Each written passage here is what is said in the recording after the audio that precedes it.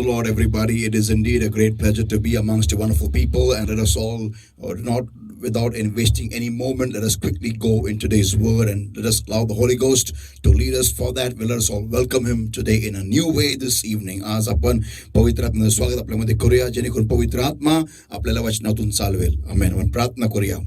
Thank you, Lord, my God. I give you the praise, I give you the worship, I give you the glory, I give you the honor, Lord, for thou art faithful, God, and Lord, there is none like thee.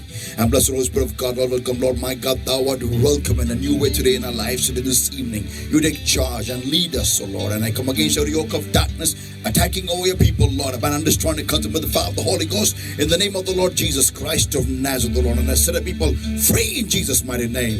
And blessed Holy Spirit of God, you take charge right now. Lead us. And blessed Lord, my God, we vow, Lord, like always, no man shall have your glory, no flesh shall glory in your presence, wonderful Lord Jesus. But all glory, all honor, all power, all praise belongs to you and you alone. In Jesus' mighty name we pray and we ask. Amen. Amen. Hallelujah. आपण सर्वजण बसून घेऊया आणि आजच्या वचनाला आपण सुरू करूया. असं वचन अतिशय सुंदर असं वचन आहे आणि मला विश्वासाने खात्री आहे की या वचनाद्वारे आज परमेश्वर प्रत्येकाची भेट घेणार आहे. मग तुम्ही कोणी असाल, देवाचा आत्मा आज तुमच्याशी ह्या वचनाद्वारे बोलणार आहे. माझा असा विषय आहे, आपण मोठ्याने किंवा एकमेकाला बोलून सांगू शकता. You need to get up. तुला उठण्याची गरज आहे. आमेन. मी पुन्हा सांगतो, you need to get up. तुला उठण्याची गरज आहे. आमेन. आणि हा विषय पवित्र आत्मा जो आपल्याला आज सांगू इच्छितो, हा विषय मी अशा शास्त्रभागातून घेत आहे की ज्या व्यक्तीच्या जीवनाद्वारे मला माझ्या मिनिस्ट्रीसाठी अतिशय प्रचंड असं उत्तेजन मिळालेलं होतं आणि अजूनही आहे. एका काळी मी माझी मिनिस्ट्री सगळं काही मी अक्षरशः बंद करणार होतो आणि माझा एक संदेश आहे, माझी मेंढरं माझी वाणी ऐकतात, हा मेसेज मी अक्षरशः कचऱ्याच्या डब्यात जाऊन फेकणार होतो. ज्या मेसेजद्वारे आज माझी मिनिस्ट्री उभी आहे ॲक्च्युली तसं पाहायला गेलं तर तो अतिशय निराश होऊन मी तो मेसेज कचऱ्याच्या डब्यामध्ये फेकायला निघालो होतो. त्यावेळेस डिजिटल काही होतं माझ्याकडे, फक्त एक प्रिंटआउट होता तो, आणि तो घेऊन मी टाकण्याला निघालेला असताना देवाचा आत्मा मला ह्या व्यक्तीच्या जीवनाद्वारे बोलला आणि असं काय बोलला की अजूनपर्यंत ते मिनिस्ट्री चालू आहे. आणि देवाला गौरव असो की अतिशय सुंदर उत्तेजन पवित्र आत्म्याने मला या व्यक्तीच्या जीवनाद्वारे दिलं आणि पुष्कळ काय शिकायला मिळालं या व्यक्तीच्या जीवनाद्वारे. आणि व्यक्ती मी तुम्हाला थोडक्यातच सांगतो. मार्क कृष्णवर्तमान याचा 5वा अध्याय आणि वचन 24 ते आपण वचन 34 पाहणार आहोत. मार्क चॅप्टर 5 वर्स 24 टू वर्स 34. आपण हा वाचणार नाहीये, तर जसं मी मेसेज सांगत आहे त्यातून काही वचनं आपण घेऊया आणि त्यातून पवित्र आत्मा आपल्याशी बोध करेल. आपण पाहतो की एक स्त्री होती, प्रभूच्या काळामध्ये अतिशय आजारी होती. तिला असा भयानक आजार होता आणि तो रक्तस्त्रावाचा आजार आहे. रक्तस्त्राव म्हटलं की अक्षरशः स्त्रियांच्या अंगावर असं काटा जणू काही येत असतो. आम्ही पुरुष नुसतं त्या वेदनेला बोलू शकतो, त्या वेदनेबद्दल, त्या वेदनेबद्दल आम्ही त्या स्त्रीला आम्ही सांत्वना देऊ शकतो. पण आम्हा पुरुषांना ह्याचा कणभरी अनुभव नाही. फॅक्ट आहे.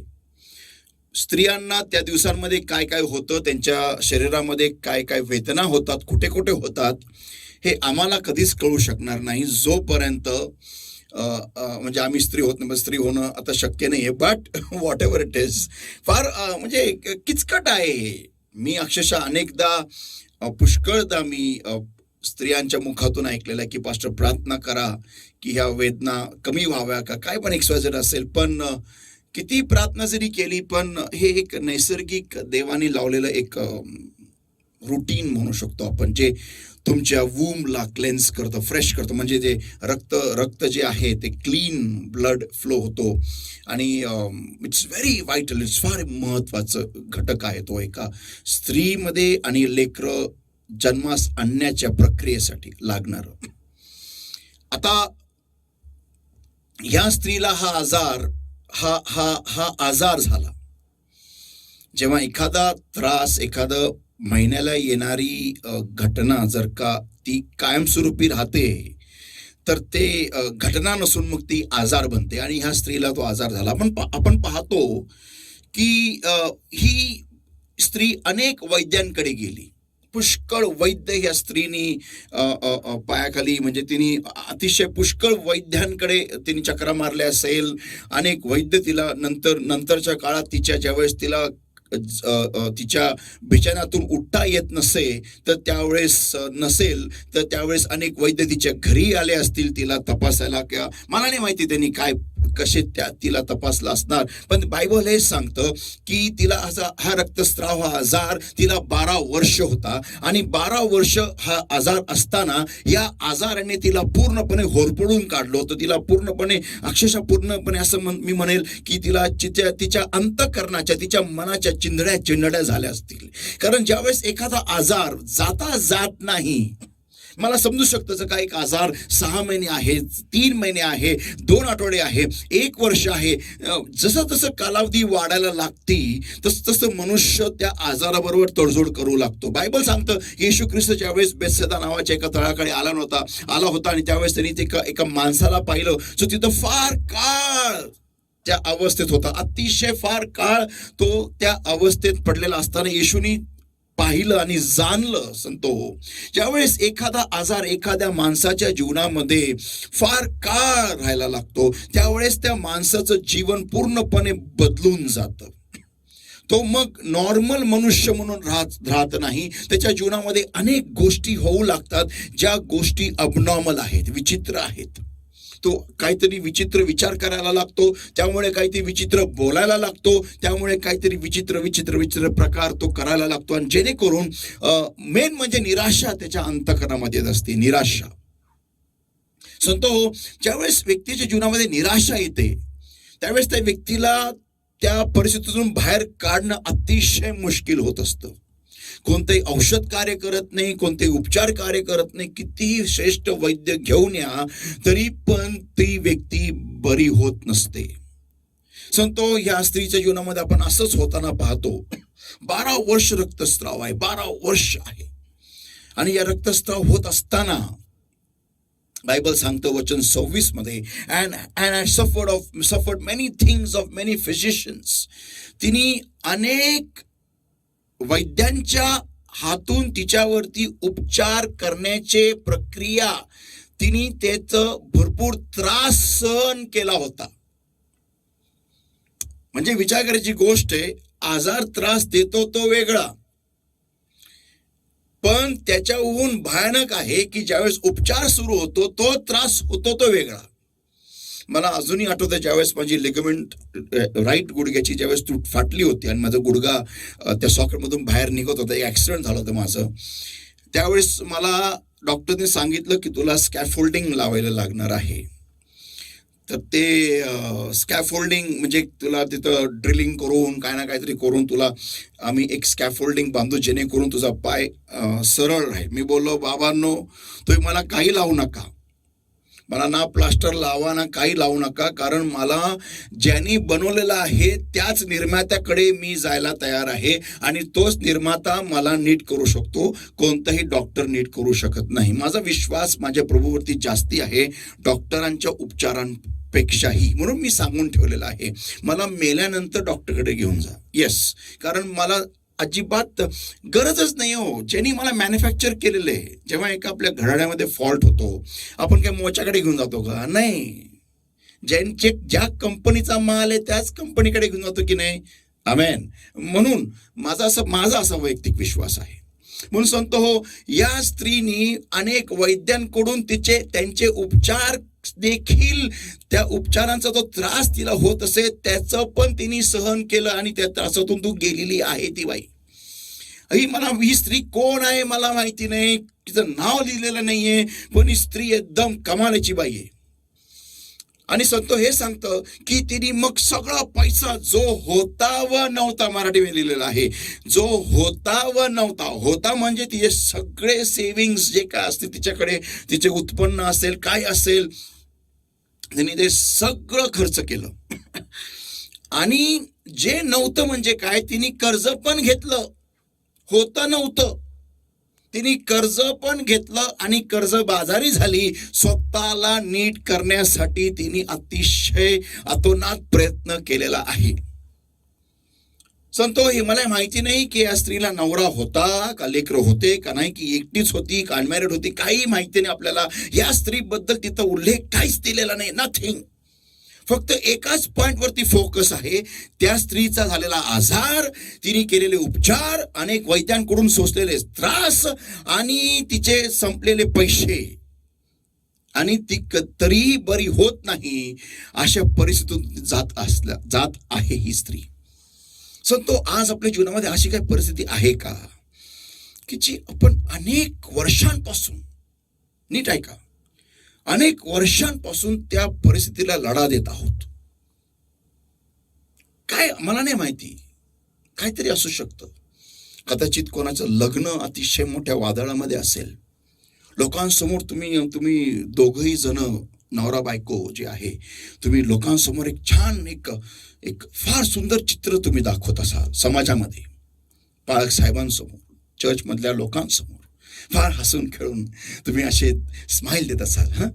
पण जसं लोक गेले की तुमच्यामध्ये होणारे वाद, भांडणं, कदाचित मारामाऱ्या असतील, माहिती नाही हो. आपण पुष्कळदा असे मुखोटे घालून आपण समाजामध्ये येतो. कदाचित आपल्या नोकरीच्या ठिकाणी आपलं बढती मिळत नाहीये, हा एक अतिशय 10 वर्ष झालेले आहेत, एक दुःख आहे आतमध्ये. का मिळत नाही मला प्रोग्रेस, का मला मिळत नाही प्रमोशन? पण लोकांमध्ये मात्र आपण खोटं बोलतो की माझं प्रमोशन होत आहे, आणि ते प्रमोशन होत आहे हे दाखवण्यासाठी आपण नवीन गाड्या घेतो, कधी नवीन गोष्टी घेतो, मोबाईल चेंज करत बसतो, हे दाखवण्यासाठी की माझं प्रमोशन होत आहे. आणि ते कसे घेतो आपल्याला ठाऊक आहे, आपण कर्जवर कर्ज घेऊन हे करत आहे, लोकांसमोर एक वेगळं चित्रण काढण्यासाठी. काय अनेक प्रकारच्या गोष्टीतून कदाचित आज जे ऐकत आहेत मला, कदाचित कोणाचे लेकरं त्यांचं ऐकत नसेल, आई वडिलांचं ऐकत नसेल, हा एक दुःख, एक खिन्नता तुमच्या अंतःकरणामध्ये 24 तास असेल की कधी माझं लेकरू शिक्षणाला लागेल, कधी माझं लेकरू योग्य कामाला जाईल, कधी माझ्या लेकराला त्याच्या स्वतःच्या जीवनाबद्दलचं गांभीर्य कळेल. कदाचित ही खिन्नता तुमच्या अंतःकरणात, ते लेकरू आज जर का ते लेकरू 30 वर्षाचा आहे किंवा 25 वर्षाचा आहे, तो लेकरू ज्या दिवसापासून स्वतः सावरला, म्हणजे थोडासा मच्युअर झाला, 10वी झाली, त्यापासून ते आतापर्यंत तुमच्या अंतःकरणात त्या गोष्टीची खिन्नता असू शकेल. ते एक असं दुःख, असं एक त्रास, असं एक संघर्ष तुमचा चाललेला आहे अनेक वर्षांपासून. काय मला नाही माहिती. प्रत्येकाचे संघर्ष वेगवेगळे असतात, प्रत्येकाच्या संघर्षांची एक नवीन, एक वेगळीच कथा असते. आज कदाचित या स्त्रीसारखं कदाचित तुम्ही सुद्धा ह्या एका विचित्र प्रवासातून तुमच्या जीवनातून जात असाल, मला नाही माहिती. आज मी जर काही उपदेश करत आहे याचा अर्थ हा नाही की मी फुल प्रूफ आहे, नो. माझे पण संघर्ष चालू आहेत. अनेक वर्षापासून 1, 2, 3, 4 अशा प्रकारच्या वेगवेगळ्या प्रकारच्या बॅटल्सला फेस करत आहे. उत्तर अजूनही मिळालेले नाही.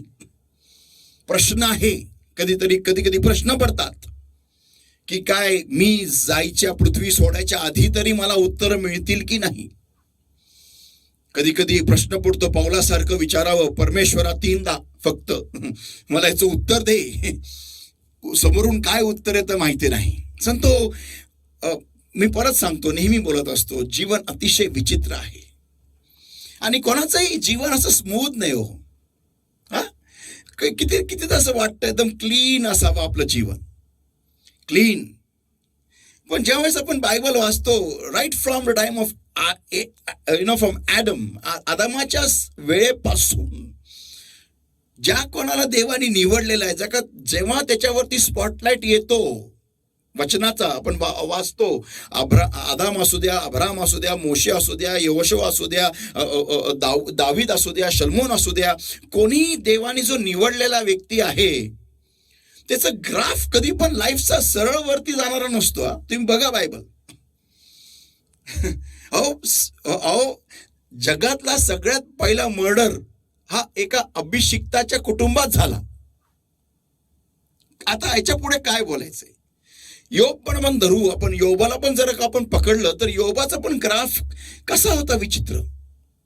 म्हणजे कोणाचं लाईफ असं स्मूथ नाही, स्मूथ अजिबात नाही. तशीच ही स्त्री आहे आणि ह्या विचित्र प्रसंगाच्या अशा काटेरी झुडपात ही अडकलेली आहे आणि 12 वर्ष झालेले आहे, ही त्रासून गेली. आज जेव्हा आपण वाचतो की 12 वर्ष या स्त्रीला त्रास होता, त्या काळामध्ये, त्या दिवसांमध्ये, तिच्या जीवनामध्ये त्या दिवसाला तिला हे माहिती नव्हतं कोणत्या दिवशी तिला छुटकारा किंवा तिला मोकळीकता किंवा आरोग्य मिळणार आहे, तिला माहिती नव्हतं. आपल्याला आज कळतं की 12 वर्ष झाले तिला ते मिळवण्यासाठी, 12 वर्ष लागले. पण हे तिला माहिती नव्हतं की मला किती वर्ष लागणार आहे. आणि कदाचित असं नेहमी आपण, मला आठवतं ज्यावेळेस मी आजारी पडलो होतो, ज्या आजारामुळे मी ख्रिस्तामध्ये आलो, मी आंधळा, मुक्का, बहिरा आणि अर्धांगवाई मला झाला होता, मला काय नीट दिसत नसे. आणि मी नेहमी जेव्हा रोज सकाळी डोळे उघडायचं माझे, तर डोळे उघडायच्या आधी मी म्हणायचो येशूच्या नावामध्ये, आणि बघायचो तर 30 दृश्यता, सगळं काय तेच ब्लर ब्लर ब्लर आणि सगळं काय 2-2-2-2-2-2 दिसायचं. संतो अतिशय प्रश्न पडायचा की काय होणार आहे पुढे माझं. एक अनिश्चितता की असं का, मला कधी मिळणार आहे उत्तर.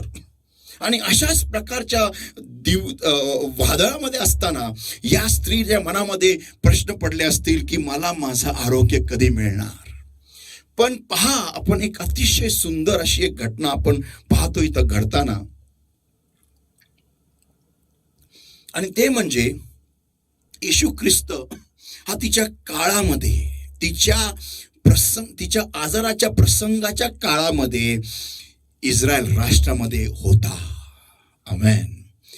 किती सुंदर वाटते ऐकता क्षणी किती सुंदर वाटतं की येशू ख्रिस्त आरोग्य देणारा, प्रत्येक बंधनातून मुक्त करणारा, माणसांच्या साठी देवाने पित्याने त्याला खाली पाठवलेलं असलेला, प्रत्येक दुष्ट शक्तीच्या बंधनातून मोकळं करणारा, बंदिवानास मोकळं करणारा असा मसीहा आपण पाहतो या भूतलावरती तिच्या त्या आजाराच्या काळामध्ये तिच्याच देशामध्ये फिरत होता. हालेलुया.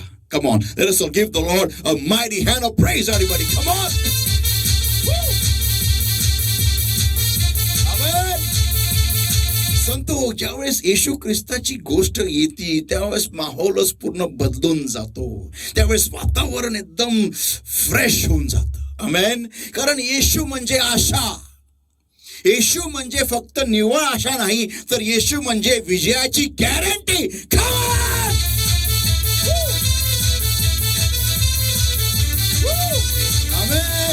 संत आपण पाहतो की ही स्त्री त्या काळामध्ये असताना तिथं येशू ख्रिस्त आलेला आहे आणि तिला फक्त एक बातमी कळती की येशू आरोग्य देणारा आहे, येशू आरोग्य देतो. बस माझा आजचा हा उपदेश इथून सुरू होत आहे. येशू बरं करतो. मग कशाला आरोग्य? फक्त आजारांना नाही नाही नाही नाही, येशू बरं करतो. काय? तुझी मानसिकता, तुझं खसलेलं अंतकरण, तुझं निराश झालेलं असं दुःखी अंतकरण, तुझा पडलेला चेहरा, तुझे इच्छा, तुझा आवेश, जे काही तुला बरं करूशी वाटतं. मी काय सांगत आहे नीट ऐका संतो, जे काही तुला बरं करूशी वाटतं, मी परत सांगतो, जे काही तुला मला हे नाही बरं करूशी वाटत, हे बरं करूशी वाटतं, जे काही तुला बरं करूशी वाटतं, येशू बरं करू शकतो. Give the Lord a mighty hand of praise everybody. Come on. Point काय आहे की काय बरं करायचंय. आमेन. काय काय लोकांना असं असतं की देवा मला तू मला तू हे दे, पण मला असं नको देऊ तर तसं दे. आणि देव म्हणतो नाही मला तुला तसंच द्यायचंय. ह्याच्यामध्येच आमचं युद्ध चाललेलं असतं देवाबरोबर 40 वर्ष. ते म्हातारे होतो आपण. तो विचार करायची गोष्ट आहे की ह्या स्त्रीला ज्यावेळेस ती बातमी कळाली की येशू ख्रिस्त आरोग्य देतो, ती बायबल हे सांगतो वचन 27 मध्ये, when she had heard of Jesus came in the press and touched his garment. ज्यावेळेस तिने येशूबद्दल गोष्टी ऐकल्या त्यावेळेस ती स्वतः गर्दीत आली आणि त्यांनी येशूच्या वस्त्रांच्या काठाला स्पर्श केला. कारण वचन 28 मध्ये म्हणतं, for she sed if I may touch his clothes, I shall be made whole. कारण ती फक्त म्हणाली होती की मी फक्त तिच्या वस्त्राच्या मी फक्त त्याच्या वस्त्राच्या काठाला जरी स्पर्श केला तरी मी आरोग्य पावेल. हा तिचा विश्वास होता. माझाच विषय आहे, तुला उठायची गरज आहे. आमेन. तर सांगतो आता माझा संदेश सुरू होत आहे. माझा प्रश्न त्या स्त्रीला आहे, अगं बाई तू एक उत्तर दे मला. ती एवढी आजारी पडलेली, एवढी तू खिन्न असलेली, एवढे अनेक वैद्यांकडून उपचार करत करत करत करत करत निराशा तुझ्या पदरी पडलेली अशी तू बाई, तुला कदाचित तुला उठता येत नसणारच. कारण म्हणून तर तू म्हणाली मी त्याच्या वस्त्राच्या काठाला जरी स्पर्श केला. का काठाला? कारण तिला चालता येत नव्हतं. तिच्या अंगातली पूर्ण त्राण पूर्ण शक्ती ही निघून गेली होती. तिचं सगळं काही संपलेलं असं होतं. आणि शेवटचा एक उपचार म्हणून मला जे काही होईल आता मी एक शेवटचं करते. आणि ते म्हणजे मी फरफडत का होईना, सरपडत का होईना, स्वतःला रांगत का होईना, पण मी इस्रायलाच्या गरम अशा तापलेल्या रस्त्यांवरती जाईल आणि त्या प्रभू येशू म्हटलेल्या व्यक्तीच्या काठाला स्पर्श करेल आणि स्पर्श केल्या मला आरोग्य मिळेल. हा तिचा विश्वास होता संतो. माझा एक प्रश्न आहे, ओ अगं बाई तुला कसं ही डोक्यात आयडिया आली ग? हा प्रश्न तुला बाई आज सांग, तुझ्या डोक्यात ही आयडिया आली कशी काय की मी जाईल? अगं आमच्या लोकांकडून शिक. आमचे लोक म्हणतात बाळक साहेबांनी घरी आलं पाहिजे. कसं काय पास्टर आहे जो घरी विजिटला येत नाही? मी एवढी आजारी आहे, मला काय करता येत नाही. अरे पास्टर तरी घरी येत नाही, जा आम्ही चर्चला येणारच नाही. लगेच तुझ्या डोक्यात ही आयडिया आली कशी की मी जाईल? आमच्या लोकांकडून शिक. आमचे लोक येत नाही. पास्टर जर का घरी नाही आले आजारी असताना, त्यांचा फोन नाही आला आजारी असताना, आम्ही आजारी असताना जर का त्यांचा फोन नाही आला, आमचे मेंबर लोक चर्च सोडून निघून जातात.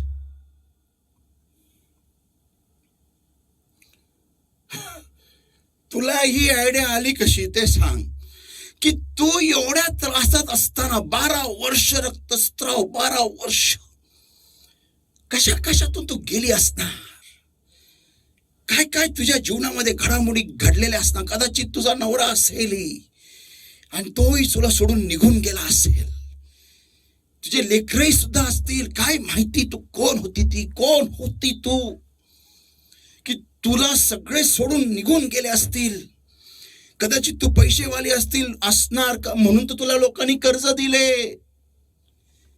त्यांना अपेक्षा असेल की काहीतरी ही बाई परत एकदा नॉर्मल होईल आणि मग आमचे कर्ज फेडेल. काय माहिती तू एवढे वैद्य तू अफोर्ड करू शकली, एवढे वैद्य तुला परवडले म्हणजे तू नक्कीच श्रीमंत असणार. पण आता त्या दिवसांमध्ये तुझ्याकडे वैद्यांकडे धाव घेण्यासाठी, वैद्यांवरती भरोसा ठेवण्यासाठी तो पैसाही उरला नसणार. म्हणून तुला एकच वैद्य दिसला जो बिना पैशाचं माणसाला बरं करतो आणि गॅरंटीनी बरं करतो, आणि तो म्हणजे प्रभू येशू ख्रिस्त. कसं आहे सांगतो आहे की नाही? आपल्यासारखीच होती थोडीफार ही बाई, आपल्यासारखीच. पैसे असले की पण हॉस्पिटलला पण मला आश्चर्य वाटतं, आमच्याकडे अशी पुष्कळ लोक आहेत ज्यांना म्युनिसिपाल्टीचं कार्ड आहे, त्यांना म्युनिसिपाल्टी त्यांचे कितीतरी पुष्कळ पैसे भरती. ते राजीव गांधीचे काही योजना आहे त्यामार्फत पुष्कळ पैसे भरती त्यांचे उपचारांसाठी. आणि चांगल्या चांगल्या हॉस्पिटलमध्ये जिथं आम्ही लोक ज्यांना कार्ड नाही आहे राजीव गांधीचं, आमच्याकडे अच्छे दिनोचं कार्ड आहे, ज्यांच्याकडे राजीव गांधीचं कार्ड आहे ते लोक ते हॉस्पिटलमध्ये आम्ही स्वप्न पण बघू शकत नाही. त्या हॉस्पिटलमध्ये आम्ही उपचार करायचे, ऑपरेशन करून घ्यायचे. एवढे महागडे हॉस्पिटल आहे, यांना तिथं फ्री आहे. फक्त काही 10% का 20% भरा, बाकी सगळा पैसा तर राजीव गांधीच्या योजनेमार्फत मिळालेला आहे. आमच्याकडे अच्छे दिनचं कार्ड आहे, त्याला आम्हाला हॉस्पिटलमध्ये जायला पण आम्हाला पेट्रोल लागतं 200 रुपयाचं. त्यांच्याकडे कार्ड आहेत राजीव गांधीचे, पंजाचे कार्ड आहेत त्यांच्याकडे, आणि आले कमळ. म्हणजे विचार करायची गोष्ट आहे. आणि हे लोक धनाधन काय झालं की पळाले हॉस्पिटलला, काय झालं की पळाले हॉस्पिटलला.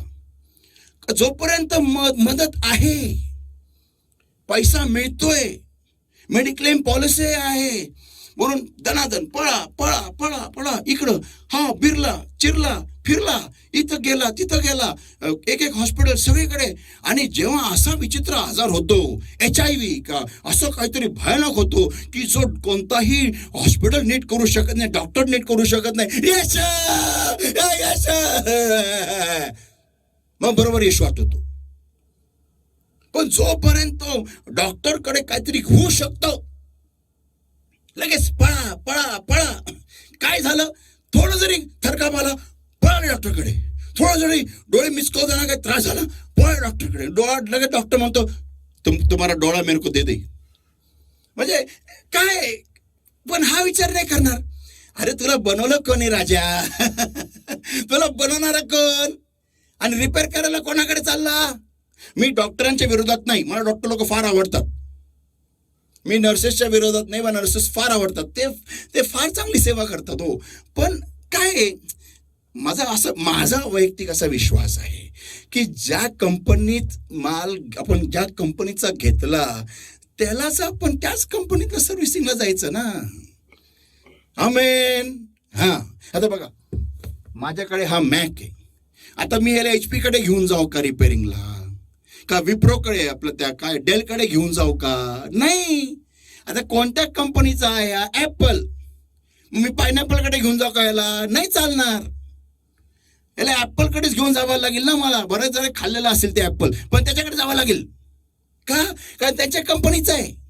आपण कोणत्या कंपनीचे आहोत हा प्रश्न विचारायचा फार महत्वाचा आहे. तसंच त्या स्त्रीला पण त्या दिवशी कळालं, ज्या दिवशी तिचा पैसा संपला. तिला वैद्य म्हणाले, बाई बिल भरायला पैसे आहे का तुझ्याकडे, नसेल आम्ही काय येणार नाही. मग तिला कळालं की आता कोणताच वैद्य चालणार नाही, तोच एकच येशू चालेल जो मला पूर्णपणे बरं करू शकतो. पण ह्या बाईच्या डोक्यात ही आयडिया आली कशी काय की मी जाईल. तिने हा विचार का नाही केला, अरे जरा शिष्याला जाऊन सांग, पेत्राला सांग, येशूला माझ्याकडे घेऊन यायला, मला बरं वाटत नाहीये. त्याला मग येशूला सांग मला येऊन भेटायला, माझ्या अंगामध्ये काय त्राण नाहीये, मला शक्ती नाही उरलेली, मला काय खायला मिळालेलं नाहीये गेले 15 दिवस. मी काहीतरी थोडं फार मला कोण येऊन देत तर मी खाते, मला काय अंगात शक्ती नाही रे पेत्रा बाळा. अरे तुझ्या प्रभूला सांग मला येऊन भेटायला, मला बोलायला पण ताकद नाही रे बाळा, काय अंगात शक्ती नाही रे बघ. हे कोणीतरी येशूला बोलवा रे, माझ्या अंतरामध्ये येऊ दे, त्याचा वस्त्राचा काठ वरती कर, मग मी तिथं स्पर्श करते आणि मला आरोग्य मिळेल. कोणीतरी बोलवा रे, कोणीतरी बोलवा. नाही, मला उठण्याची गरज आहे. मला उठण्याची गरज आहे. मला आरोग्य हवं आहे तर मला उठण्याची गरज आहे. मला माझ्या जीवनातून, माझ्या शरीरातून मला एक सकारात्मक कृती देवाला दाखवायची गरज आहे. मला हे दाखवायची गरज आहे त्या स्वर्गाच्या देवाला की मला आरोग्याची गरज आहे, मला जीवन करायची गरज आहे. माझ्यामध्ये एक इच्छा आहे, माझ्यामध्ये एक बळ आलेलं आहे की मला एक सेकंड चान्स हवा आहे. आणि हे देवा, मला तू एकदा शेवटी एक शेवटची एक शक्ती दे, अशी शक्ती दे. भले मी जाईल फरफडत का होईना, पण मी जाईल आणि मी येशूच्या वस्त्राच्या काठाला स्पर्श करेल, जेणेकरून मला आरोग्य मिळेल. संतो, आज प्रश्न असा आहे, तुम्हाला उठण्याची गरज आहे की नाही? हा विचार तुम्ही स्वतः तुमच्या मनामध्ये करून घ्या. Think about it. How long are you going to depend on people? किती काळ तुम्ही आज लोकांवरती अवलंबून राहणार आहात? किती काळ तुम्ही हा विचार करत बसणार आहात, हा माझ्यासाठी प्रार्थना करेल, तो माझ्यासाठी प्रार्थना करेल, हा मला मदत करेल, ती मला मदत करेल. नाही संत हो, तुला उठण्याची गरज आहे. आज आपण एकमेकाला सांगूया, तुला उठण्याची गरज आहे. जर का तुम्हाला तुमच्या जीवनामध्ये काहीतरी चांगलं होण्याची गरज आहे, work out your miracle in the name of Jesus. तुमच्या चमत्काराला घडून आणा प्रभू येशूच्या नावामध्ये. Come on.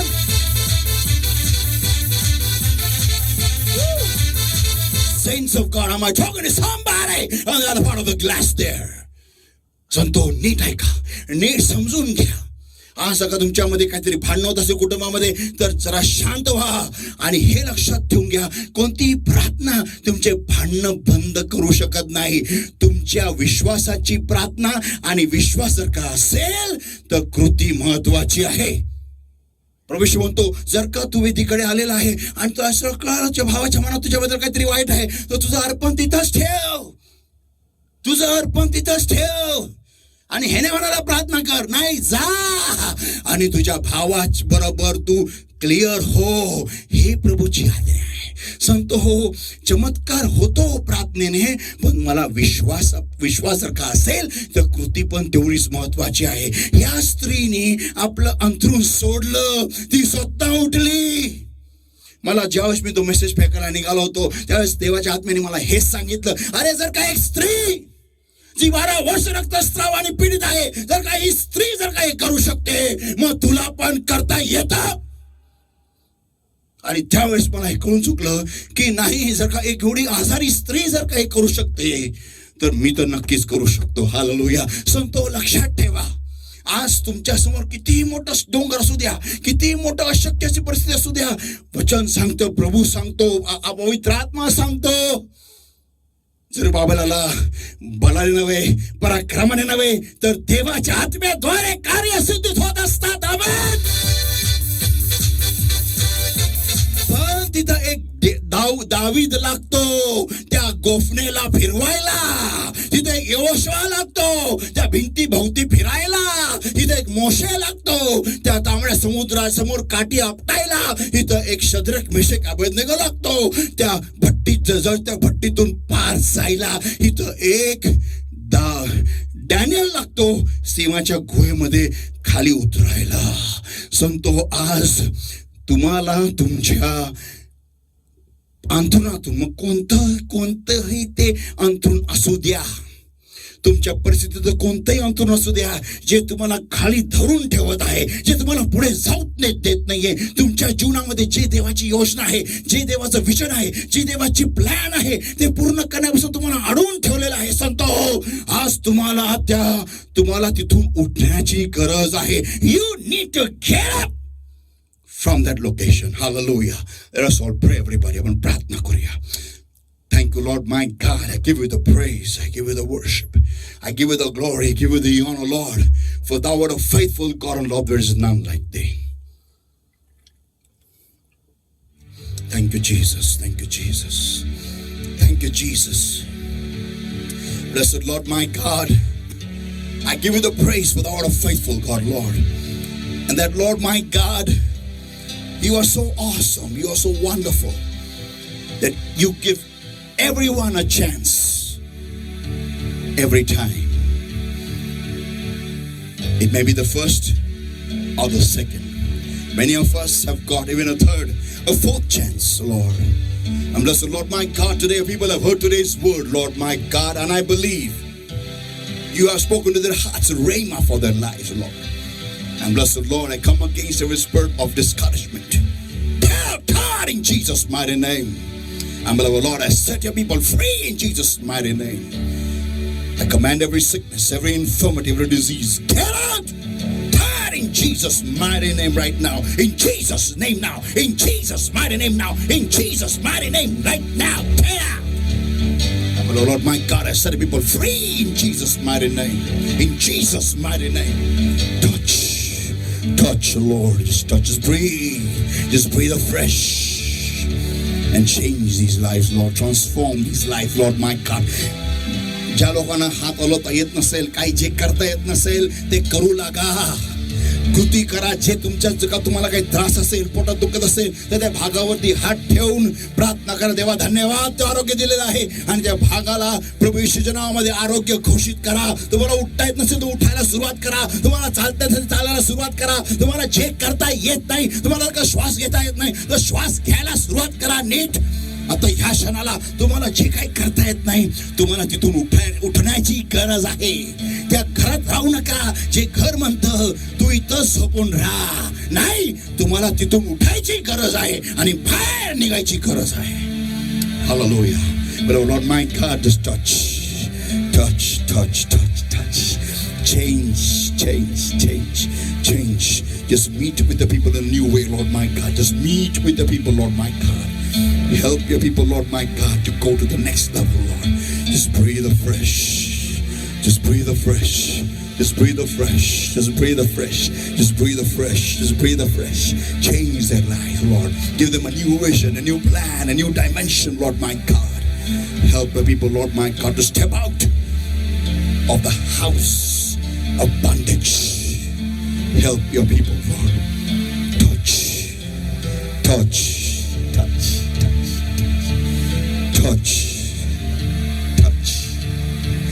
And bless the Lord my God, I pray.